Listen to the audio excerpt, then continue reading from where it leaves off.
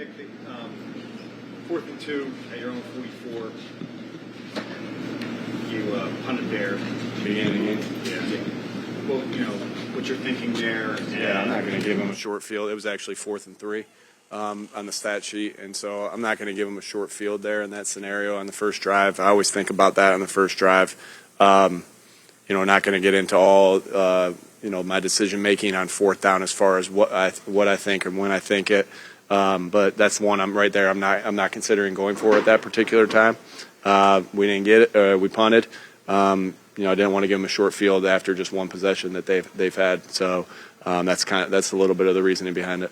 At the beginning of the game, halftime, things Swift had about 4 carries. What was the flow of the offense in the first half? Yeah, we were just a little out of sync, obviously. We had the big play to Devontae. Besides that, we were just a little bit out of flow. That's always going to start with me. Wasn't good enough. Obviously, we're not putting them in good enough positions. And so, sometimes when you're in 2nd and long and 3rd and long, you're not continuing drives, it's easy to look at the stat sheet and say, they didn't run it enough. But, there's things that aren't being accounted for. You're in 2nd and long, you're in 3rd and long. There's nothing to say that you can't run it there, but it's going to be harder to pick up a first down in those scenarios. So whenever you're out of flow like that and not in sync like we were, it's going to be hard to get your carries when you're behind the sticks. And we had a 2-minute drive there as well. So, hey, listen, we need to be able to run it more. Obviously, we weren't able to today to get into a flow, and that's on me. Those 3rd and shorts though in the season. Obviously, we were in a big slide and. Anytime that's the case, I always look at myself first, and I didn't do a good enough job. And obviously, we lost 5 of the last 6 and lost today. And it's almost like you couldn't get out of the rut we couldn't get out the rut we're in, and that's all of us. We'll all have to look ourselves in the mirror and accept that, and just find answers, find solutions. But obviously, when you start 10-1. And then you get into what happened for us. Obviously, that the expectations were high. Expectations were even higher when we started off 10-1, and we fell into a skid. So I'll look at everything. I'll look at, obviously the play calling. I'll look at the, the scheme. I'll look at, practices. I'll look at everything that we're doing because, I think that the past 2 years, did some things. We got hot a little bit at the end, and then this year wasn't that case. So anytime that's the case, you're going to look for answers in those scenarios, because it's not always the answer isn't always like, okay, we finished hot last year, lost our last game, do the same thing. You got to be able to adjust. We did some adjusting to things, but we'll look at everything. You mentioned you're looking at everything. Does that include potentially changing coordinator, especially on the defensive side? Yeah, I mean that's a little premature to talk through that. Everybody in that locker room's hurting right now. Coaches, players, staff, everybody in that locker room's hurting. And my job right now is to be there for them, be there for the guys. We'll get into all that. I'm not there yet, but we're hurting right now. It's tough to go out, the way we did this. Hats off to the Bucs. They had a good game plan. They did a good job. But my mind right now is not there. I got a lot of time to think about that. My mind right now is on the locker room, the guys, the coaches, all those things. Nick, how do you think you guys did against the Blitz? I'm sorry, Nick, but are you concerned at all about your job? Like I just said like I just said over here, I'm not thinking about that. I'm thinking about the guys. Again, there's a lot of guys in that locker room, all the guys in that locker room, every single one of them that put their heart and soul into this. I'm not worried about me. I'm not worried. I'm as the head coach, I'm just trying to be there for our guys and our staff right now. Through a tough time. Obviously we didn't finish anywhere near we wanted to finish, and so again, my heart feels for these guys. We're all taking it hard, and that's where my mind is right now. Obviously, it was almost a similar play, the safety that we got on them with momentum, and so anytime a safety like that happens, it's a big momentum change, right? They were up 16-9. I thought our defense was doing a good job. At the beginning of the end of the first half, beginning of the second half, it kind of swung the momentum. They made a good play, and we didn't. You should have thrown the ball. Not necessarily. I'll have to look at the tape of exactly what happened on that. He's trying to make a play. He does so many good things with making plays, and when he extends plays when something's not there, and you can't get really excited and when he makes changing plays and then crush him when something like that happens. And so he's made a lot more plays than he hasn't there in that particular case. We got to put him in a better position to make a play, to start things off. And then, hey, like I said, he's made a ton of plays that way. He's trying to make a play in that situation.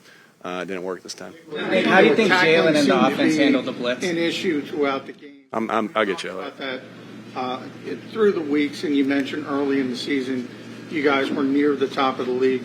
When that sort of turns in a drastic direction, how do you look at that as a coach? Sure. You just got to look at how you're going about your business. Tackling is a tricky thing.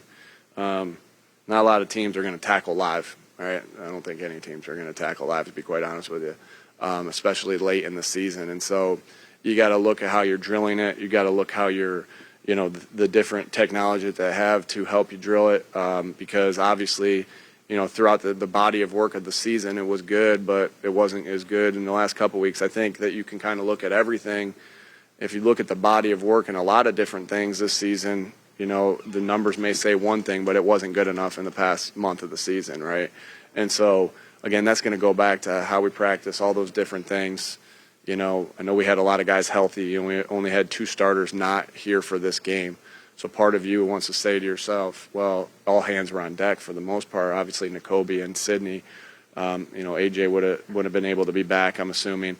But 2 guys out that were season-ending injuries. You want all hands on deck, but you also got to make sure that you're doing the right things with practice. So we'll look at all that. Again, I'm not there yet with that. Jalen and the offense handled the blitz tonight. Hey, we scored 9 points. So how do I think the better way to say that is how do you think the coaching staff and the players handled the blitz tonight? Because it's not just on one person. We didn't do a good enough job. Starts with me being able to put them in the right positions to help them make plays. Tried some different things. Hats off to them. They had a good game plan. We didn't coach or play well enough tonight. Kelsey was emotional coming off the field. Your thoughts on him, particularly if this was the end? Yeah, I love him. I don't. Obviously, we're not there at that position yet, or to talk about that, or but he's special, and I love him. He's one of the most special guys I've been around. So, obviously,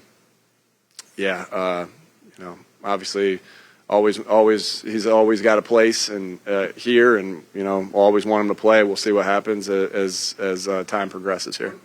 Given the way the last second half of the season went, I guess what gives you the confidence that you can fix some of the problems that persisted? Yeah, we believe in ourselves. I'm not sitting in this room, for any reason, and it's the same thing with these guys. I'm really not. I'm not built that way. What gives me the confidence to think that we can fix it? Because we believe in ourselves, and we're in these seats at the at the top of our profession because we worked off to get here. And I can promise you this: that nobody in that locker room thinks that way even a little bit. I don't know in what profession anyone does think that way, and doubts themselves, but sure as hell ain't us. What do your next few days look like in terms of meeting with Jeffrey? And I know you said that your focus is on the players right now, and you'll get to have. Yeah, I'm not. Again, like I said, I'm not there yet. I don't know exactly quite yet. Wasn't expecting it to end tonight. It did, and I'll put together a schedule here on the plane ride home and then tomorrow. Was there anything specific the Bucs did on offense that really kind of let them move the ball at will on you guys? Yeah, they ran it well. I thought Baker did some good things. With some pressure things, he made that really good play against Blitz Zero.